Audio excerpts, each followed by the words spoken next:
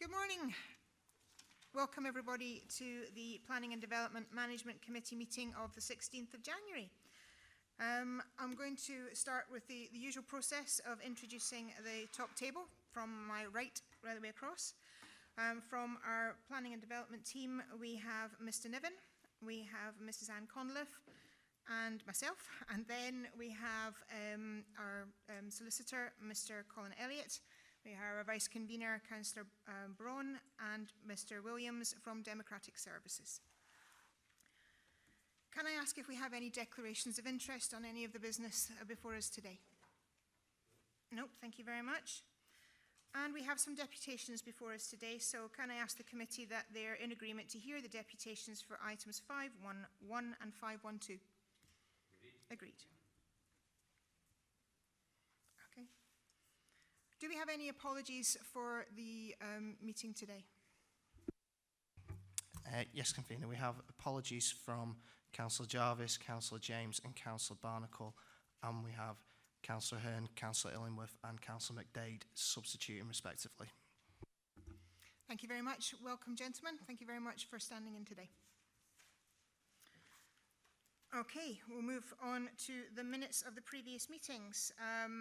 We have 3 in front of us today. They have actually gone through, so the copies are there, and can we approve all 3 sets of minutes? Councillor Wilson.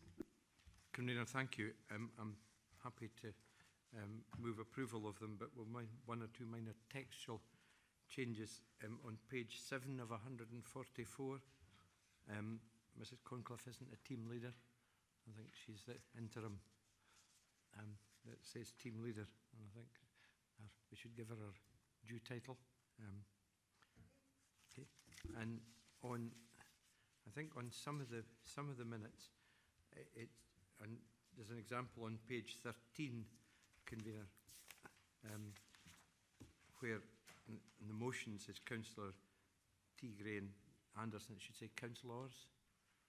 Later on in some of the minutes it says councillors. I know it's just a typo thing, but maybe we should check on the consistency of that, please. Thank you. Okay, no, thank you for bringing that to the attention. Can we pass these minutes with those amendments? Agreed. Thank you very much. That will bring us up to date with the minutes, and I'll get them signed off.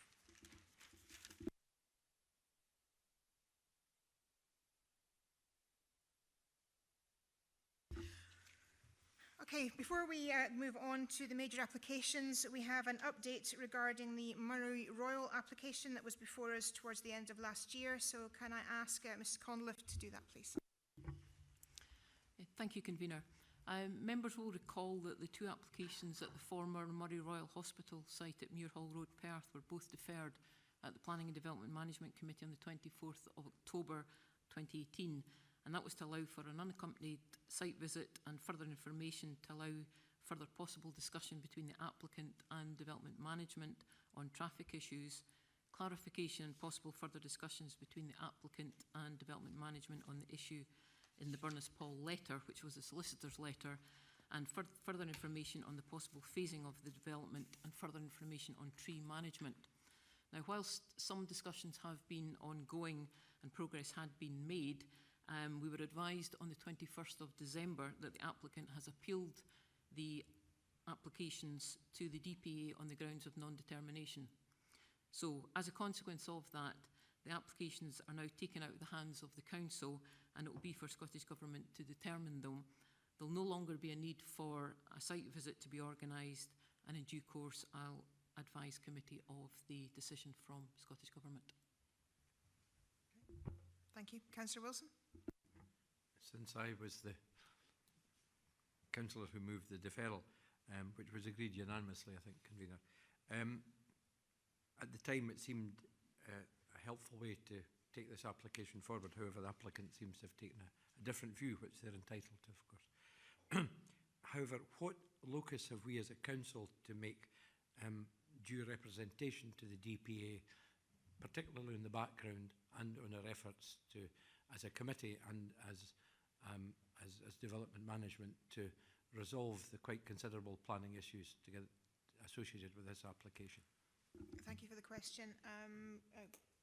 Mr. Elliott, would you answer that for me? I think it's very difficult, Councillor Wilson. The process on planning appeals doesn't really lend itself very well to that, but what I can say is the process has already gone forward in that we were given deadlines to put in our grounds of response to the appeal. Now that was done on Monday. I was involved in that, so I'm aware of that. That's been done. And of course, what I can say is that committee's position on the deferral has been put into that response. An update's been given as to where it's reached to this point. And I'm aware there's been more happening since the deferral, so that's been put across. But of course, ultimately, it's for the reporter to now assess and come forward with the decision. Thanks for that. I'm glad these representations have been made. Two supplementary questions, Convener. Do we know if the appeals to be dealt with through correspondence or any other means, Mr. Elliott? Too early at this stage. It would, at the beginning stage, what you have is the council putting forward, a past planning authority putting forward its response. It will be formally allocated to a reporter, and the reporter, having looked through all the papers, will decide exactly what procedure will apply from there. So it may be, I can say the appellant has requested an inquiry where cross-examination would take place, but that will be a decision for the reporter at a later stage. We don't know at this point. And one more supplementary, Convener, if I may. Is it one of the options of the reporter, once they're appointed, irrespective of the process, to make a recommendation that the application is referred back to the council for determination? No, I think is really the answer to that. You would expect it to either be granted or refused. Thank you. Thank you very much, and thank you for the update. Sorry, Councillor Drysdale. Thank you, Convener. I wonder if Mr. Elliott would share the correspondence with the committee members, if that's appropriate at this time. Correspondence in with the DPA, summation of the committee's. That will go to, if it's not already online, the DPA post the. If you're talking about the grounds of response by the planning authority, then that will go online for that particular case by the DPA, so it will be publicly available anyway. Before we proceed further, Convener, might I be allowed to comment on the IT? I note that the screen behind you only comes on when some of us are speaking and not when any of you are speaking. And I should like an assurance, A, that the YouTube recording is working correctly, and B, is this really the best we can do in IT in this multi-100,000-pound room?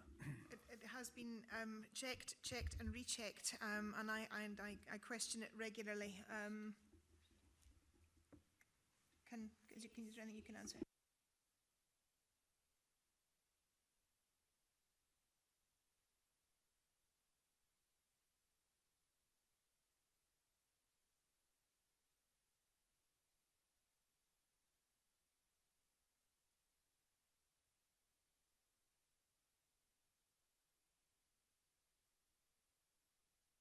Okay, this is an ongoing issue, unfortunately, so it is something that I feel very strongly it has to be done so that we can do our job properly.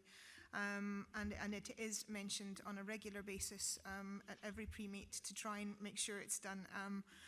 We are at the hands of the IT hiccups, unfortunately, but at least the YouTube video is going ahead correctly. And thank you for bringing it to our attention, Councillor Simpson. Okay, are there any further questions on the Murray Royal update? No, thank you very much indeed. In that case, we will move on to the business in front of us today. Okay. The first application is an erection of 116 dwelling houses, formation of vehicular accesses, open spaces and associated works, approval of matters specified in conditions 16-1809 IPM for Phase 2, land east of Stuart Milne Homes, Hunter Street in Auchterarder. And could I ask Mrs. Conliffe to speak to the report? Thank you, Convener. First of all, I just wanted to mention the updates on 4 of the conditions that were circulated around. I believe all members of the committee got them electronically and hard copy in their pigeonhole. Yep. Okay, this first shot is showing an aerial view of both application sites. So that's the first 2 items on the agenda. First one that we're talking about is the 116 houses, which is on phase 2. So on the screen, it's the site which is delineated in red. And the second site, and as I say, my presentation of the stills will cover both sites, but obviously both applications will then be determined separately. The second site is the one delineated in the yellow, and that's for the 12 houses as phase 3A. This is us showing the site. So this is the first site in red, which is the 116 houses. And just moving on, that's the second site in red, showing for the 12 houses. This is from the Fuse. So the Fuse is a main road through Auchterarder, which leads Auchterarder and through and onto the A9 going north towards Perth. The roundabout is just to the right of the screen, which is a relatively new roundabout, and this is the main access road into the site. The road that you see there is called the Spine Road in the report, or Benton Road, and there's quite a lot of discussion within the report on that, because that will be the main link that goes right through the whole development and onto Hunter Street. This is a little further on the Spine Road, as we call it. On the left-hand side of the screen, to the left-hand side of the road, is the site for the 116 houses. And as you go up towards the top of the bend, you can just see the start of a red container there. That's the start of the site for the 12 houses on the right-hand side of the road. And now we're up, that's the red container that you could just see in the last shot. So on the right-hand side of the screen is the compound site at the moment, but that will be the site for the 12 houses. Beyond that, you can see the houses that have been relatively recently built, which is all part of phase 1 of the same development. And this is from the other side. So this is Benton Road, as it's called, which is adopted right up into the fence that you see just before the compound.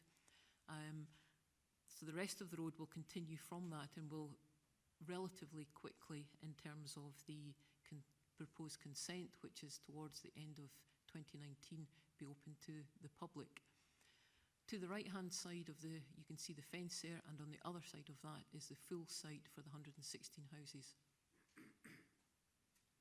And we're now looking right across the site for the phase 2, the 116 houses, and down towards the Fuse. You can just see a lorry there in the middle of the screen. That lorry is actually on the Fuse, so it gives you the distance towards the Fuse, and also the slope of the site, which goes down from Benton Road down towards the Fuse. This is the layout for the proposed development, and we'll just stop it there and leave it for the 116 houses, and we'll have a similar one when it comes to the second application. Thank you. Thank you very much. We have a deputation. I would like to ask Mrs. Hill to come forward. Mrs. Hill, you'll have 5 minutes to address the committee, and we'll notify you when there's a minute left to go. Okay, thank you. Good morning. I'm here this morning representing a good friend as she's unable to attend. Her objection relates to phase 2 of the project, and in particular to paragraphs 96, 97 and 98, which she feels are not wholly accurate in their presentation and summary. Ms. Duncan's property backs onto the proposed site from 37 Fuse. She states, plots 39 and 40 sit completely parallel to our house on 37 Fuse. The overlooking and privacy objection relates to my bedroom, which the houses on these plots will look directly into, and due to the height differential, I have no privacy afforded at all. The proposed houses are 2-storey. The existing property is a bungalow, and therefore the proposed boundary treatment designed to address the privacy issue will have little or no benefit. There is a height differential from the existing garden into the plots to be developed of at least 200 millimetres. Therefore, the proposed fencing will provide 400 millimetres of shielding above the existing wall. The house plots might have been agreed to be reduced slightly, but as the height differential, as noted by the stepped gardens, show that the houses will still be at a higher level, so no confidence that any shielding will be afforded. Whilst the design statement references choice of treatments, including dry stone diking, Ms. Duncan's boundary wall is just that, and therefore her outlook is being adversely affected by the introduction of a timber fence, which does not provide her with any privacy in any event. She questions why the report references that she should be providing supplementary screening and asks to justify why she should have to take steps to regain her privacy. She feels that privacy is a right under the planning system and a material consideration. The fact that the proposal is not addressing the issue, and she feels her rights are being ignored. Before the application was resubmitted, Ms. Duncan was encouraged by the planner at PKC to contact Stuart Milne to speak to them about her concerns and to see if these could be addressed at that stage. Stuart Milne have declined to address these concerns. Her proposals were that the houses be angled to avoid direct facing into the property and introduce a natural boundary treatment such as planting. Ms. Duncan advises that when the property was first purchased 23 years ago, her neighbour, a senior manager in the former landowner King's Building construction company, advised that the field was to be developed, but the right-of-way at the back of the wall would mean that there would be some planting before the houses started. So it remains odd to her that this has not been addressed or accepted. Through the effluxion of time, in excess of 30 years, this dog walking path has been in existence. Finally, Ms. Duncan questions there are no other houses across the development that are in the same position with direct privacy issues. The other houses are angled, and with regard to the house next door, this house sits parallel to the proposed development. However, it has a natural boundary with a large hedge and is also looking into lounges and bedrooms facing to the side. Thank you. That concludes my deputation. I'm happy to answer some questions, but please be advised that I won't have all of the information necessarily to respond. Thank you very much. In that case, I'll open up to questions for Mrs. Hill. Councillor Wilson. Hello, good morning. Thank you for doing that on behalf of your colleague. I know you might not know the answer to this, but is it Miss Duncan? Miss Duncan, home? Yes. Yeah. How far away is the wall of her house from the current boundary, and do you know how far away it will be from the proposed house? Give me a moment.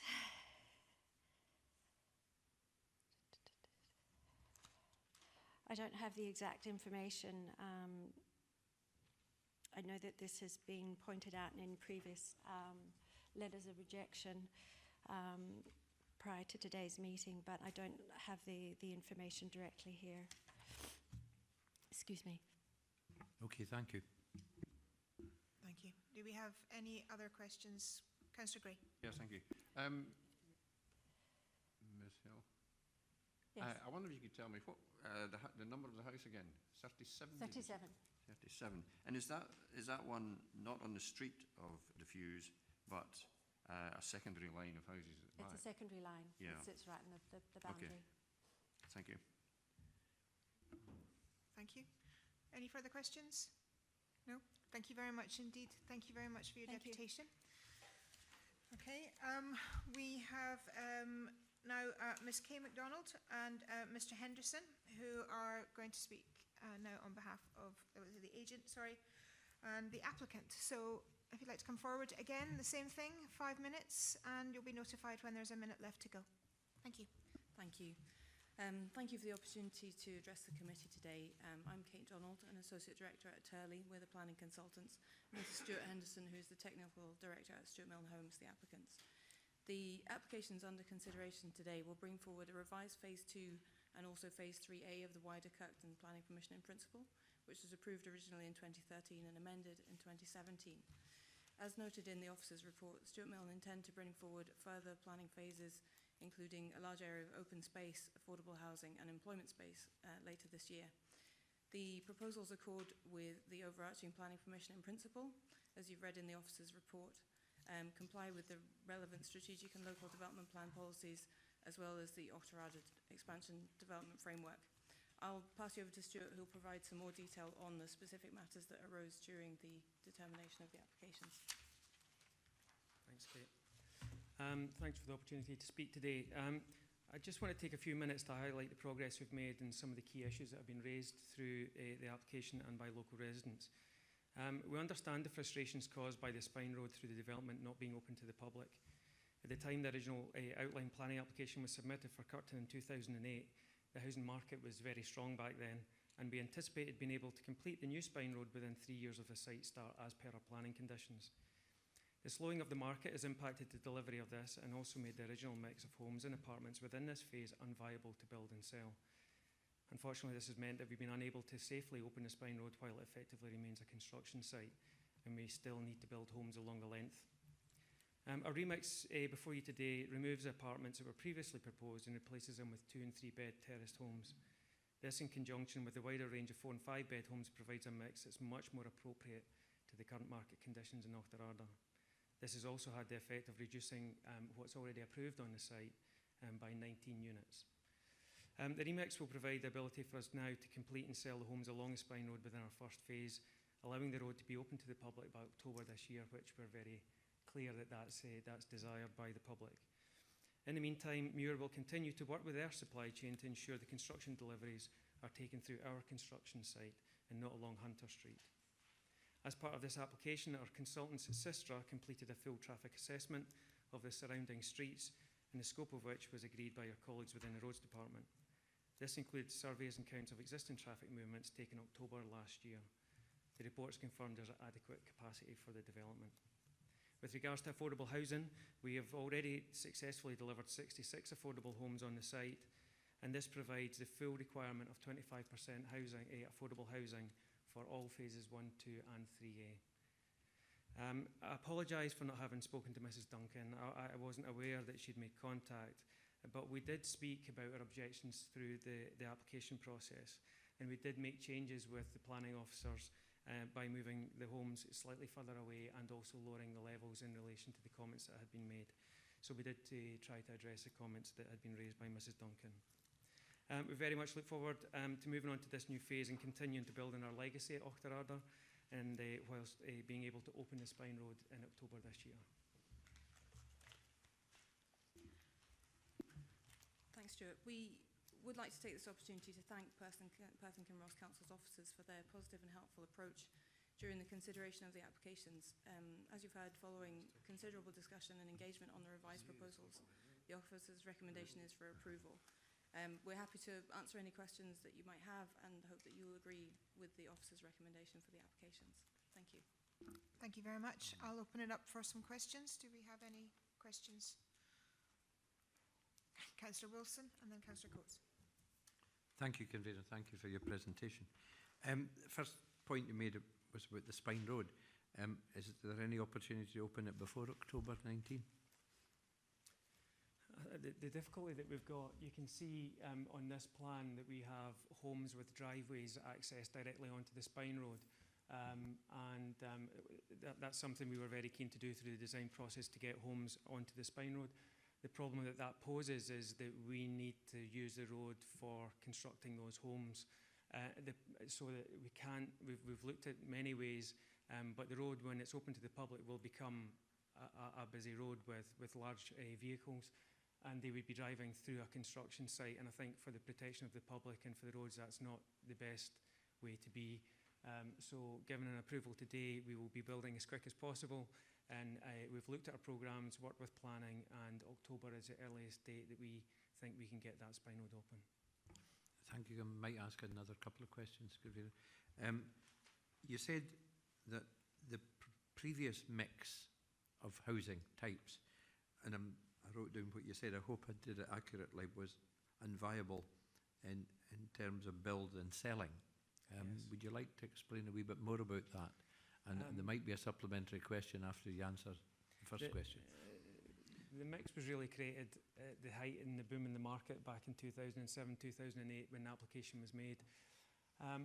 The mix, as far as I can recall, we had 3-storey apartments within the development, and we had a large range of 3, 4, 5-bed homes, but we actually had a large proportion of apartments.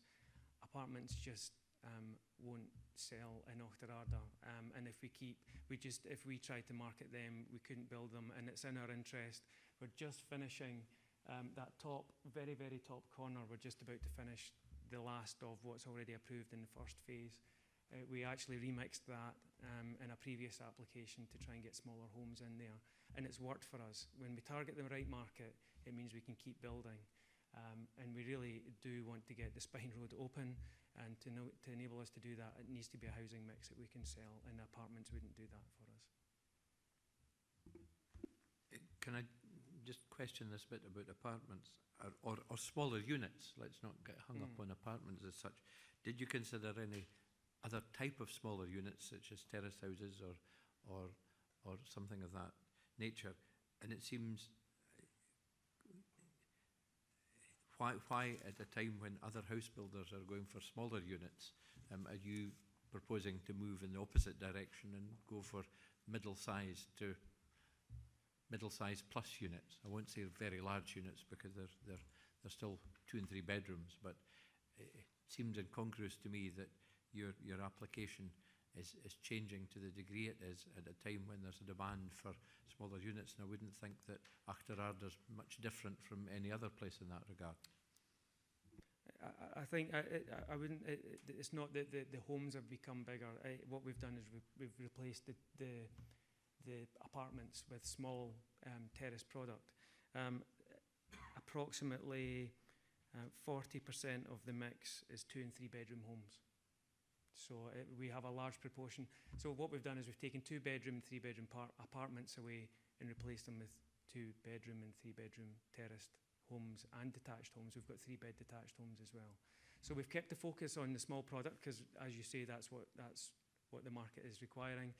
But apartments isn't the right solution for 2-bed in this area.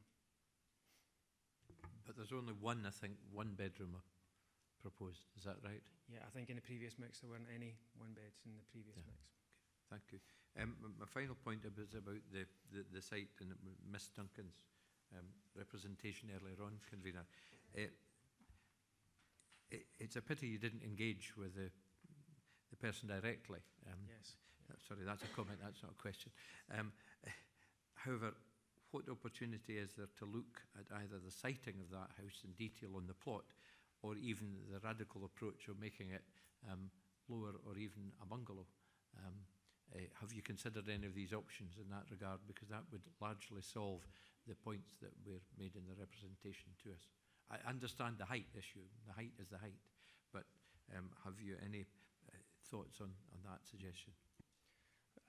When we looked at this, we looked back at what has already got planning approval as well, and what already has planning approval in detail is 2 homes in a similar position. If anything, our homes are slightly further away, not by much, but slightly further away. The one thing that we could look at, and it's quite difficult right now because that whole boundary, I don't know how well you know that boundary on the site, it's very overgrown. And I think what we could do is once we clear the boundary, we can work with Mrs Duncan over the type of fencing, rather than having what we do is an 1800 high screen fence, but it's not double slatted, so you can effectively see through it if you walked up to it. There's something we can maybe do with the type of fencing along that boundary to help the situation. There are a few houses along the boundary that are quite close historically that have been built in back gardens of those high street. So it's not an unusual situation. And what we thought is we need to clear the boundary, see the heights of walls, see the fencing that's there, and we can address that point directly with Mrs Duncan. I'd be happy to meet with her and discuss the boundary treatment with her. Thank you. Thanks, Convener. Thank you. Councillor Coates. The points I was going to raise, Convener, have been more than covered in Councillor Wilson's questions I was just going to ask about the mix of housing, which has already been totally covered in the answers to Councillor Wilson's questions. Thank you. Thank you very much. Do we have any further questions? No? Thank you very much indeed for your deputation. Thank you. Okay. At this point, I'm going to ask for any questions that there might be for officers. Councillor Gray. Thank you, Convener. Could I ask officers, David perhaps, or Anne, regarding Ms Duncan's house, are you satisfied that it does meet the terms of distance regarding screening, etc.? Yes, we are. In terms of the report we did specifically is referring to Ms Duncan's property at 37 The Fuse in the paragraphs around, I think, 97 to 98 that was, or 96 to 98 that was quoted by the deputation. What we've got in terms of distances is that plots 39 and 40, which are to the rear of 37 The Fuse, is a distance of 12 metres from the proposed houses to the boundary, which is in excess of what we'd be looking for in the 9 metres. Where the difficulty arises is that in the house at 37 The Fuse, which you can see on the screen, it's about halfway along that one. But they also have an extension that has been built, and it comes to approximately 4 to 5 metres. So what you've got is 17 metres. Yes, 17 metres between the existing house and the proposed houses, which is obviously below the 18 that we would like to see. But in terms of the actual proposal, it's well in excess of what we would be looking for. What I would say is that 37 The Fuse is not the only backland house along the line which you would see from the plan, and there are a number of other properties, and it was referred to by the deputation from the agent that they had looked at the development and there were revised plans put in for all the development along that boundary, trying to work with the levels to keep them as low as possible to help with any privacy issues. So we are satisfied that what is proposed is a reasonable proposal in terms of planning legislation. Thank you. Any other questions? Councillor Anderson? Thank you, Convener. My question regarding the Spinal Road and the developer saying it would be into autumn before it was fully opened. Would it be correct to say that to open it earlier whilst there's construction, plus there'll be a certain amount of houses the residents will be coming out in of, is it correct to say that this would be the right approach in a safety respect, not to have it open until construction was nearly finished?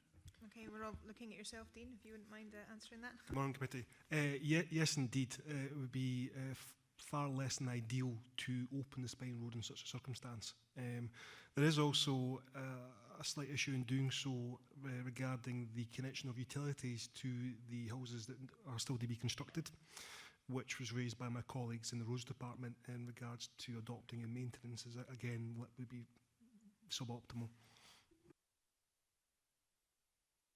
Councillor Wilson. Thank you, Convener.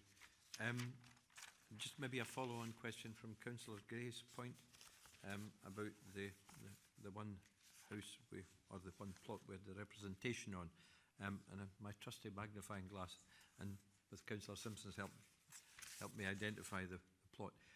I think it's correct, Convener, there are a number of what we call backland houses there, but the orientation of some of them, and I know some of them very well,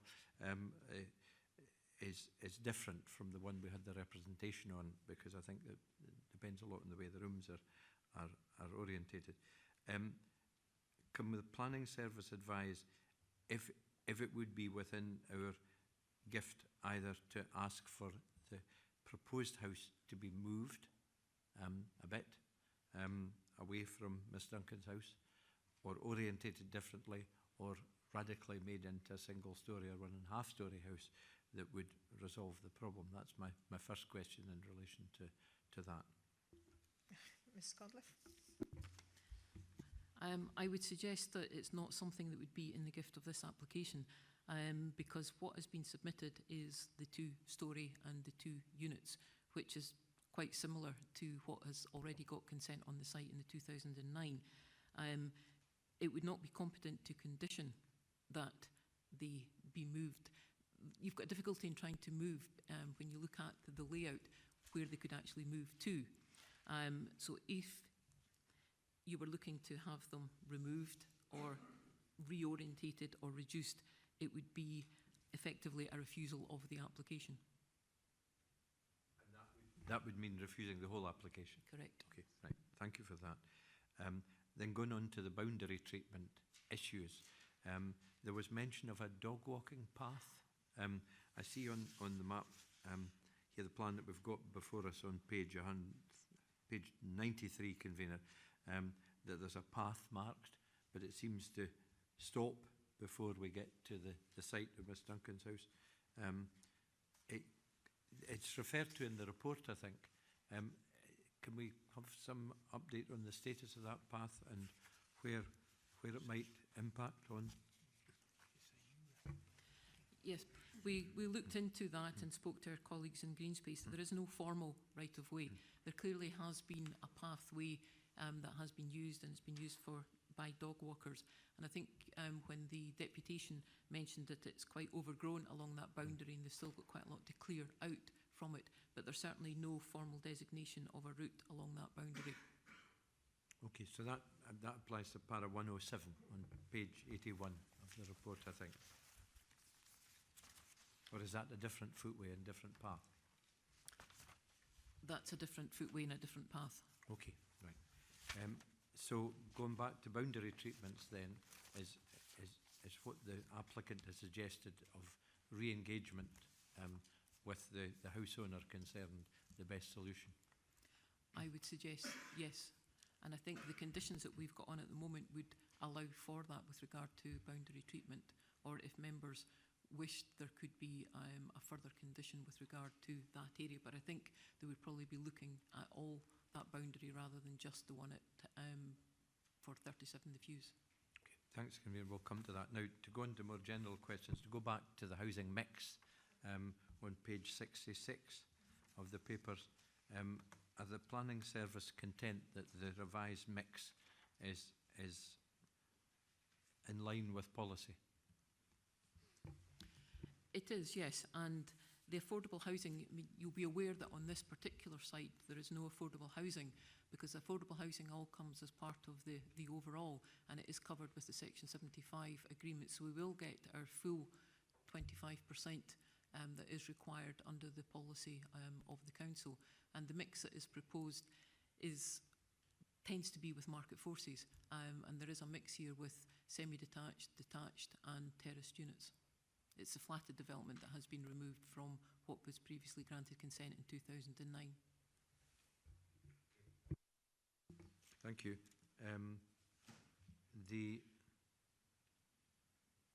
Right, I can go back to the issue of the convener of the other path, or the other footway. That's para 107 on page 81. I didn't quite understand what that meant in relation to the plan, so maybe we could have a wee bit more explanation from the planning service, please.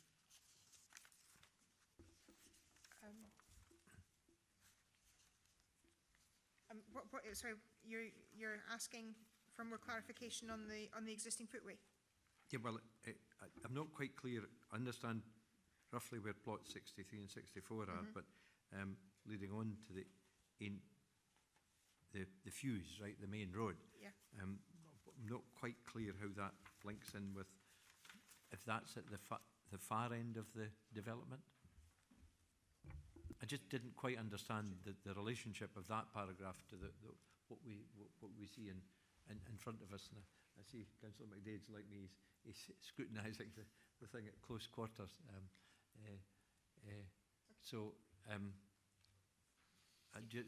It was a lack of understanding on my part. Sure. Okay, I'll try and clarify on that. There are a number of pedestrian routes, and what this proposal allows for is the retention of those to ensure that there are a number of pedestrian and cycle routes that lead from the Fuse into the development. So you've got a couple that are proposed. So you've got one at the far left of the screen there that leads up in just at the edge of the development. You've got another one that goes between 45 and 49, the fuse. And then finally, you've got it at the new plots, so right to the far right of the screen, between the proposed new plots 63 and 64, that there would be a footpath link there to the fuse. So the proposal is that there are 3 separate links, as well as obviously the footway that goes beside the spine road. Thank you. Do we have any further questions for officers? No. Thank you very much indeed. Okay, so we'll move on. Do we have any comments to the report? Councillor Gray? No? Absolutely. No, we can move straight to that. I'm going by my list. Yes. Okay, Councillor Right. Yeah, I've got to say I'm very delighted with the efforts made by Stuart Milne to bring forward the Spine Road. I think for those who don't know Auchterarder too well, the strategic importance of that road is that it takes traffic off the fuse. The fuse is a very narrow road, busy road. It takes traffic from there, not only serving the new estate, but the new estate beyond that estate. And these are all served currently by Hunter Street, which is a narrow street built in times of horse and cart, and it has never got any wider. And all of these houses are thus far, or the previous estate building of Muir Homes and this one, were built using this narrow road, and it really is congested. And I will swear there's hardly a resident in Auchterarder not delighted to see this spine road being built and proposed very soon, relatively, to what's been going on in the past. In fact, I had a kick up there yesterday, and I see Stuart Milne are making great endeavours to see that it is completed in time, Willie, as you were hoping, because work is already progressing on the groundworks, let's say, of that area. And I'm quite certain the next phase, which is proposed, the phase 3, is deliberately being brought forward to ensure that this happens. And that being the case, with the consent, the approval of the conditions regarding Miss Duncan's house, I'm perfectly happy to move this paper, and I would hope that others would do the same. Thank you very much. Just for clarity, is that with the amendments to the paper that were circulated earlier? Absolutely, yeah. Absolutely. No, Oh, yeah. that's fine. Just want to make sure that. And Councillor Wilson? Convener, I thank Councillor Gray for that. I'd be prepared to second approval, but with the inclusion of and obviously Councillor Gray's agreement, and he referred to this in his closing remarks, of an additional condition that would ask the developer to come forward with detailed proposals for the boundary treatments at the, not just at the particular house that was mentioned in the representation, but there's a number of plots there. Now, I don't know in detail the plot numbers, to be quite honest, but there's a number of houses that are on the fuse at the moment that I think would benefit from a reconsideration of the boundary treatments. We've heard that there's growth there at the moment that would be removed. That will be an issue in itself. Fences, the height, the type of the fence, the close boarding, I think would be an appropriate way to try and deal with that. I'm sorry that's not in a great deal of detail, but I would be happy to leave it up to the planning service and their legal advisor to give us advice on that. Yeah, Mrs. Conda, thank you. Yeah, I mean, we would be able to formulate a condition to encapsulate what you have said there, Councillor Wilson, which would include details of the boundary and treatments, primarily along the southern boundary that bounds onto properties of the fuse, which, because as I say, I think you need the whole boundary rather than just at the one unit. So we would be able to do that if that was the members' wishes. I need to get Councillor Gray's agreement to that, obviously. Well, would this require the agreement of the residents as well, the existing residents? That wouldn't be my suggestion. My suggestion would be that we would get the details and we would assess them to make sure they were acceptable, because you could end up, if you were looking for the agreement of all of the residents along there, you might never get it.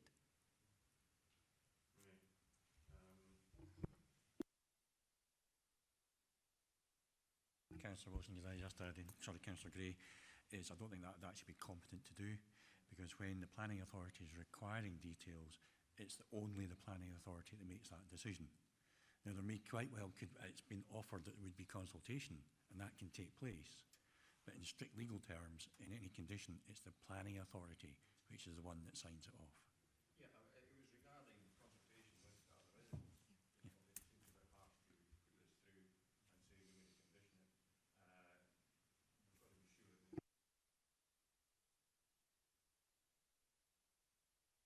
We've got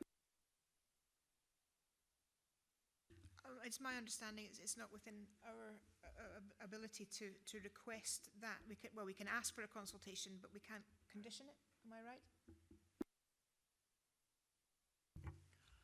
We could seek to notify the members or the neighbours along the southern boundary and take their comments on board.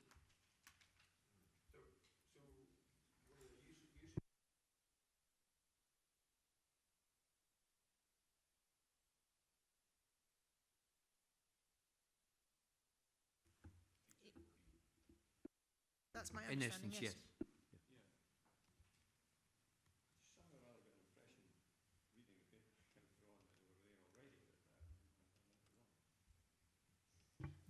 We do have a condition 10 is with regard to the landscaping and planting, and often we would have we have got the details already in, which was a 1.8 metre high timber fence along there, and the deputation, the developer was suggesting that they could look again at that boundary for the plot at Mrs. Duncan's. And what I was suggesting is that we could put an additional condition to detail what is going in on that boundary, but I'm suggesting that it shouldn't just be at plot 37, that it would be for the full length of the southern boundary with plots that back onto the fuse. Okay. Thank you. Request for comments from Councillor Anderson and then Councillor McDade. Yeah, I'm a wee bit uncomfortable with that because there's not everyone that backs onto that would want a fence, maybe. So I've noticed in other developments that sometimes people are very much against it. They're quite happy with landscaping and tree planting or hedge planting, but not everybody wants a fence of any great height. Everybody's different in my experiences with absolutely. It's my understanding that a fence was agreed and it's in the plans anyway. But there will be varying views from various different people all the way along the boundary line as to whether they're happy with that fence, but there's certainly a fence in the plans as it stands. But I do accept your point that different people want different things. Councillor McDade? Yeah, I just want to clarify from my point of view. I'm sorry, I'm more used to CMPA planning committee, so forgive me for my question was around. We have a thing, which I'm sure we have here as well, informatives in terms of they don't have the same level of standing as a condition, but in terms of a community engagement exercise could take the form of a informative where it would ask the developer to engage with them as part of their process. Yes, but we can't put that as a condition. No, I'm not for the saying planning. that's what I mean. As it's not a condition, but it wouldn't be. It would be a request, yes, in effect, yes, of the developer, and I'm hoping, if they're of agreement to go into actually discussing the situation, certainly with Miss Duncan, we can go from there. But it couldn't be a condition of the planning. I'm not suggesting a condition, but I'm saying asking the developer to do that as part of their engagement would be with all of the ones along the boundary. I accept that. Okay, Councillor Gray. To clarify for Councillor Anderson, could we make it specifically, Willie, for number 37? And if any other resident wishes to communicate with the developer, so be it. That is beyond our ken. I understand the point just before Mrs Corncliffe comes in, but I think, first of all, it was a planning service view that it should relate to all the boundaries of properties in the fuse. But I think I specifically spoke about boundary treatments, Councillor Anderson. I wasn't talking about a fence specifically or a hedge. I think there's a number of options that could be explored, and you're absolutely right.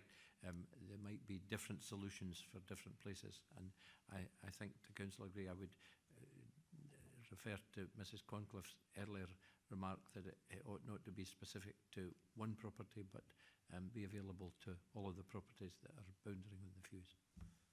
If I've got that correct. Yeah, I mean, we already have the fence that is in as part of the plans. So if this is approved today, it would be approving it with regard to the 1.8 metre fence along that southern boundary. What I was suggesting further to the discussion that's gone on today is that we already have the condition 10 with regard to landscaping, but we could put a further condition on with regard to the full details of that southern boundary, and in particular with regard to the discussion that has been on today, just to see if there is anything further that can be done, and it may be that included in the detailed landscaping plan that we would get further details of landscaping along that boundary. Councillor Gray, would that meet your motion? I mean, we've had one person has raised a complaint regarding this boundary. Yes. And I think it's pertinent to address that one, and that the condition would address that one. The others, as I say, that's up to others in discussion with the developer to come to an agreement. But as far as we're concerned, it's satisfying this number. We could put a condition along those lines that it is only the boundary with 37 the fuse, if that is what members' wishes. She's the only resident who has that main property. I'm not saying others don't have a valid point, but they haven't come forward with a deputation. Absolutely. Yep. Okay. Right. Do we have an amendment? Sorry. To clarify where the council wasn't accepting. Sorry. Is that acceptable to you, Councillor Wilson? I was accepting advice from planning services. I'm more than happy to go along with what Councillor Gray suggested in view of the discussion we've had. Okay, thank you very much. Do we have an amendment to the motion?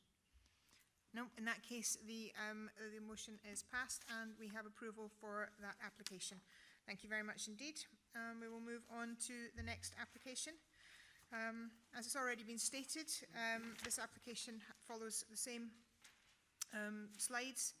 So we'll come straight to it, that it's erection of 12 dwelling houses, landscaping and associated works of land northeast of Stuart Mill and Homes, Hunter Street in Auchterarder.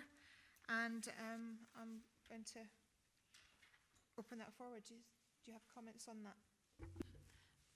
Nothing further to add to the slides, just to remind members, again, as I did at the start of the other one, of the updated 3 conditions with also the reference to the correct conditions in the paragraphs that was circulated to you. Okay, thank you very much. We have down here for a deputation. Is there anything that you would like to come up to add to this particular application? That's lovely. Thank you very much. Again, the same thing applies. 5 minutes with a minute to go. You'll be notified. Thank you. Thanks. We were just going to say that we didn't have a further presentation, that we would rest on the comments that we made previously, but we are available to answer questions if you have any. That's lovely. Thank you very much indeed. So in that case, I will open the floor for questions. Do we have any questions on this particular application? Councillor Gray. Are you confident that these 12 houses will be completed by the 31st of October this year? Yes, because as Stuart said earlier on, we have to complete the houses in order to open the spine road, because you can't have the houses occupied and be using it for construction traffic and also the main traffic that will be on the road. Okay, thank you. Good luck with that. Thank you, Councillor Gray. Councillor Wilson. Thanks. I think this point was raised earlier, particularly about the construction traffic entering the site from the main road, if I can call it, then along the spine road, and not using Hunter Street. That's correct. We have an agreement with Muirs, and Muirs have written to up their entire supply chain, and what we are permitting whilst we're building the houses is for Muir to take all their construction traffic through our spine road and effectively through our construction site, because we can manage it, because it's construction traffic, and that takes away the construction vehicles. I think we've had a few issues in the last few months with construction traffic still coming up and down Hunter Street. But they've re-lettered all of their supply chain to reiterate the fact that they have to come through our development, and that will continue even when we're building the homes.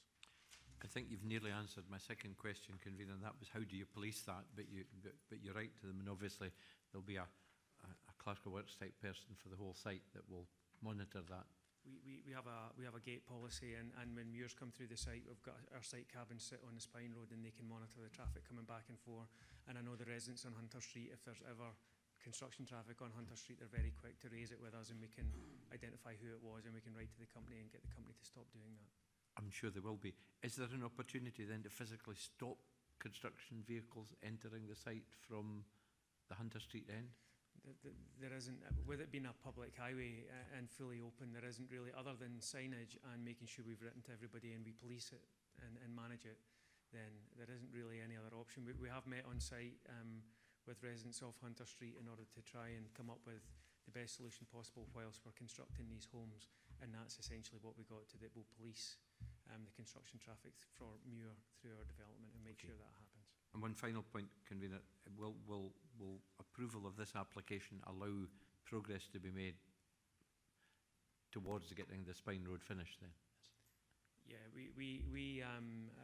we were saying earlier, the Spine Road has required different drainage connections in anticipation of this coming through, and in order to get the Spine Road open as quick as possible, we've actually started doing drainage connections within the Spine Road for these applications being approved, with the hope that we're going to come through today, which allows us to deliver the Spine Road as early as possible, which is October.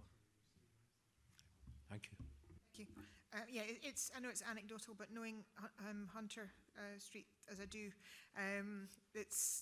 if there's an alternative to get to the site, I would imagine an awful lot of site traffic will use it. But anyway, as I say, that is anecdotal. Okay. Do we have any further questions? No, thank you very much indeed. And we will move on. Do we have any questions for officers on this particular application? Nope, we have no questions. Thank you very much indeed. Comments, or are we moving the paper? Straight in there. Okay, Councillor Wilson, I'll let you go first. I simply would move the paper. I think in many ways we've rehearsed this one in the previous application. Fine. Certainly. Again, that would be a move the paper with the amendments that were circulated before. And do we have a seconder for that? Councillor Gray. Okay. Do we have an amendment to the motion? No. In that case, this is approved. Thank you very much indeed. Thank you very much. Okay, so that takes us through the major applications, and now we have for noting a couple of PANs in front of us. The first proposal of application notice is low carbon energy park, including solar, heat pump, biomass and combined heat and power generation, power distribution and storage with associated vehicle access and service infrastructure land at Cottonwood, Lamberkin Wood, Coldwells Wood, Broxton Wood, Gallows Park Wood and East Lamberkin Farm in Perth. Okay, that is the report before us, but I do believe we have been advised of part of that. So, Mrs. Conley. Thank you, Convener. I'd just like to update members that you would see in paragraph 4 that the public exhibition was to be held in the Fortiviate Hall yesterday. We were advised that that was cancelled, and we don't have a date. So as a consequence of that, I would be suggesting that it is likely that we will require a revised proposal of application notice, and it'll come in due course. But I didn't think there was any point in pulling it from the agenda, because it is still with us in the council at the moment, and if there were any comments that members had, I would still be able to note them today. So do we have any comments on this application? Councillor Coates. I just feel that this is, it's an area I'm very familiar with. It's a very rural area. And I would just like to know what the environmental impact, not so much environmental impact, but the impact on the visual amenity of the area. PANs are open for comment, so you're raising a concern on environmental, and that will be noted and looked at if the application comes forward. Thank you. Councillor Simpson? I have a specific comment on paragraph 49 on page 129, where they mention various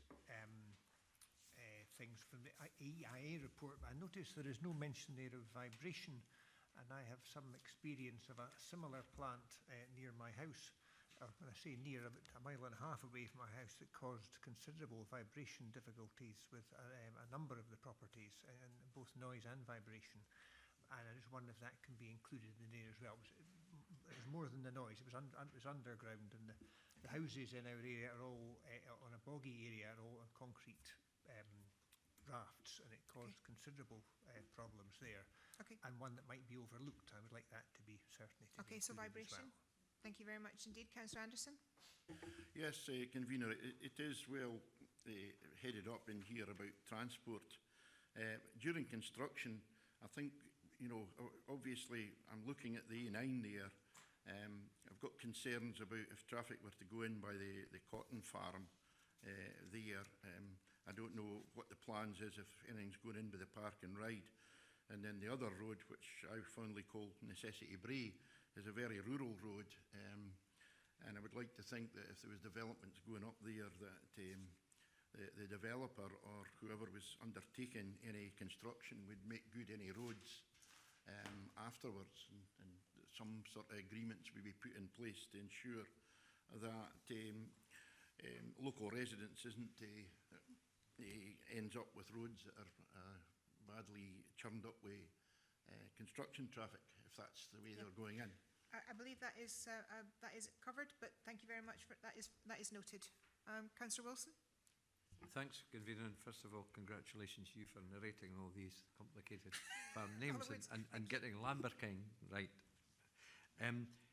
But to serious matters, I've very much, and Mrs Concliffe was right to draw attention to the fact that the public consultation event for some reason didn't take place yesterday.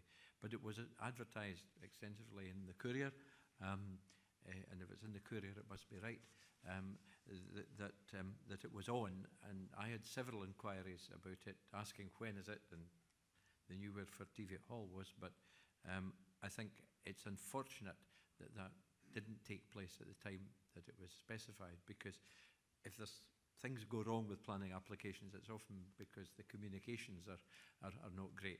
I've made my views known to on that subject already, Convener, but I hope there will be a revised date, and I take the point that Mrs Concliffe made that this might come back before us.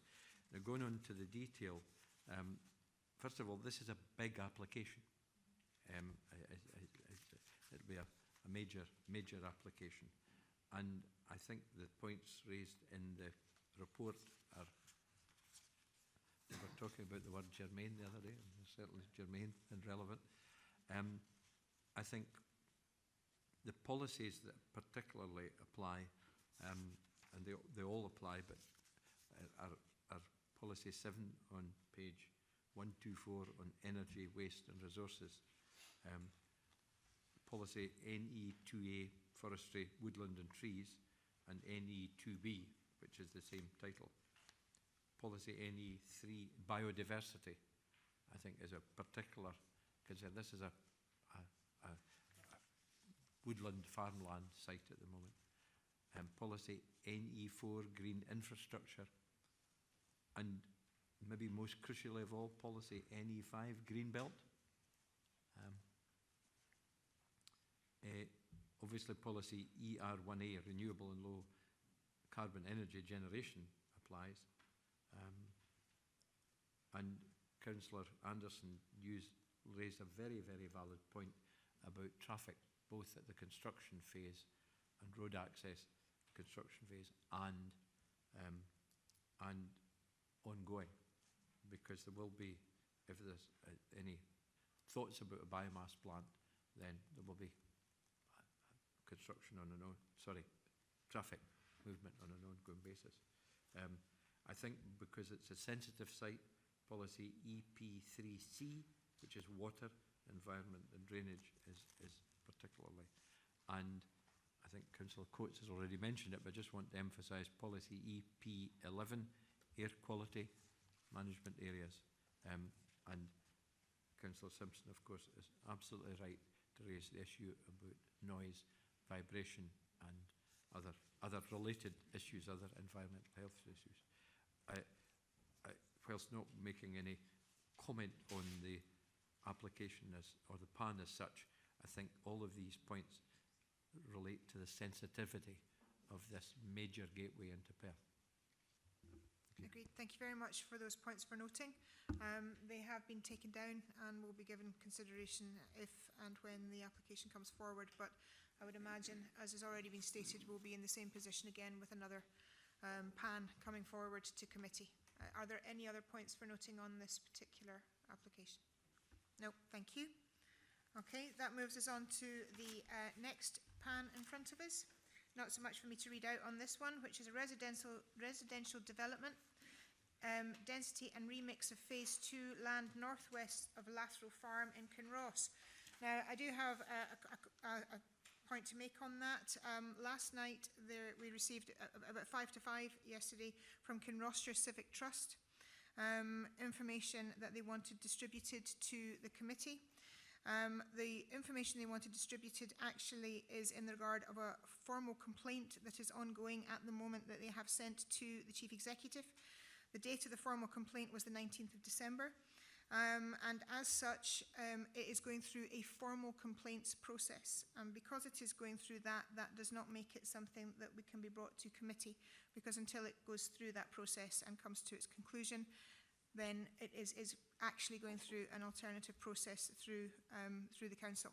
So that was my decision made last night. So I just wanted to bring that to your attention. I don't want anything hidden.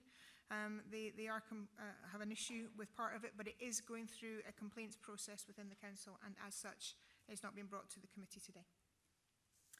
Okay, so the application in front of us is there. So do we have any points for noting on that? And an update from Mr. Condley. Apologies, it's on paragraph 4 with regard to the public exhibition. It was held on the 10th of December 2018, not the 10th of November 2018.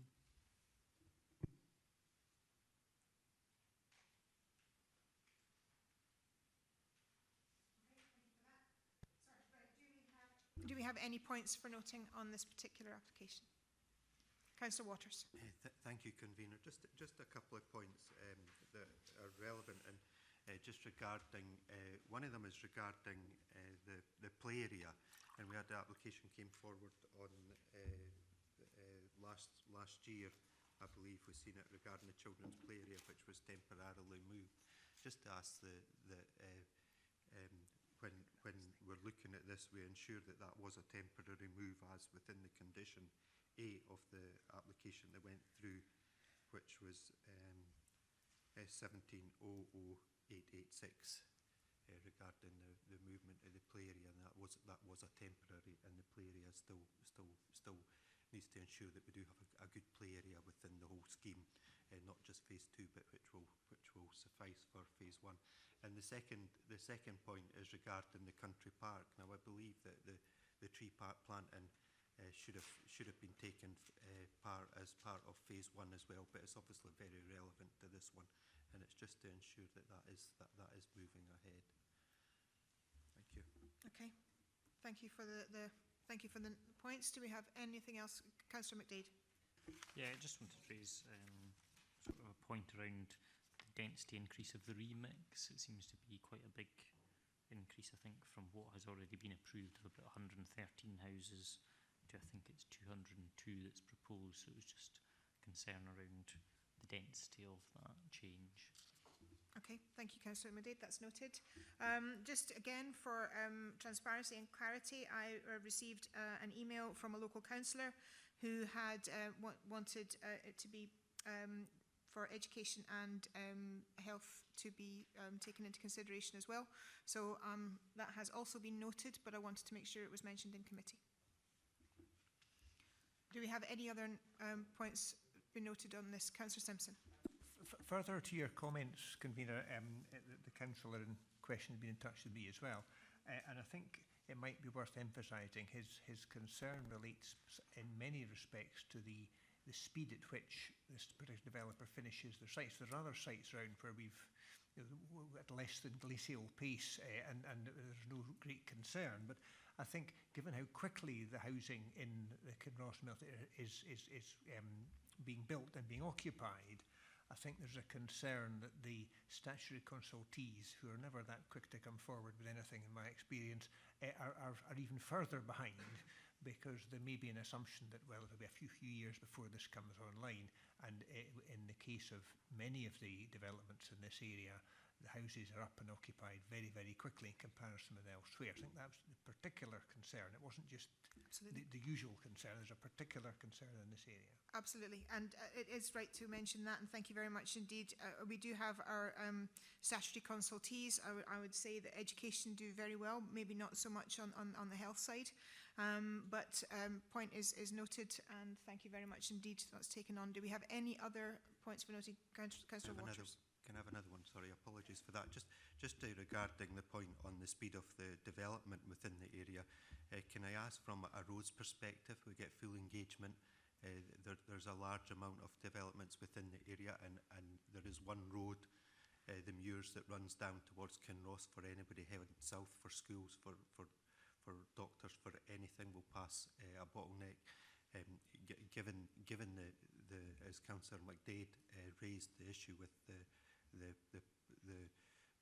information that was passed at the consultation on the amount of houses, that we get full engagement from roads, especially against traffic modelling, and how that will again potentially create a further issue that's already been highlighted within the area, and that we can address these issues as soon as possible.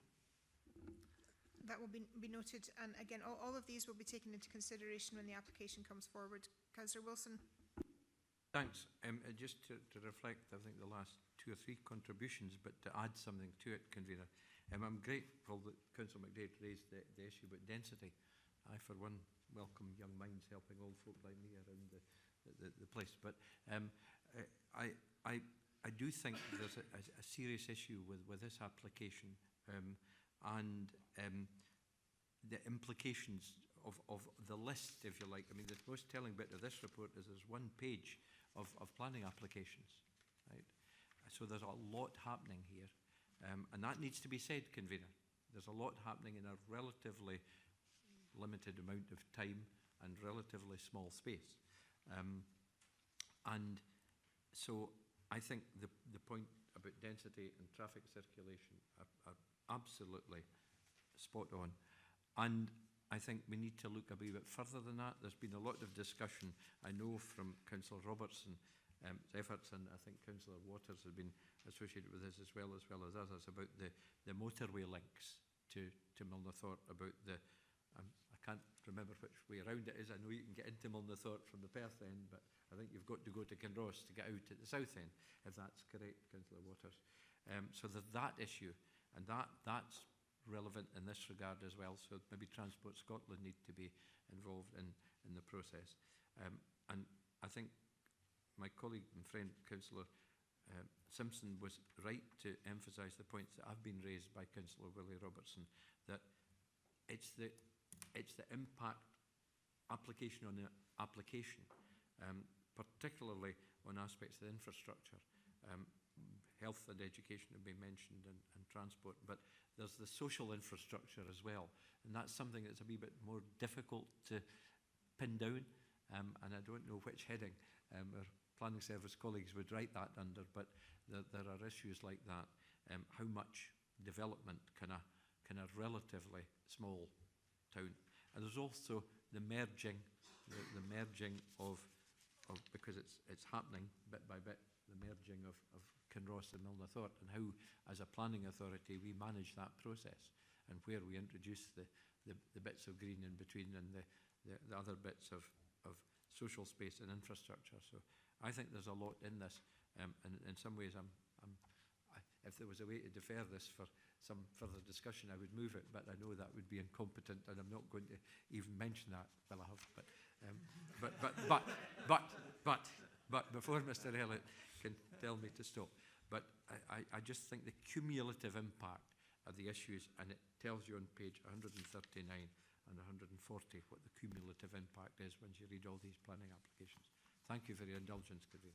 No, thank you very much indeed. Thank you very much for all the points raised for these. It is no secret that this information is important. I think it's the right way to go, that these concerns and issues are raised and that the planning department do take note of them, which they do, and then they will look at them through the process when the application comes forward. So thank you very much indeed. That committee concludes the business for today. Thank you very much indeed.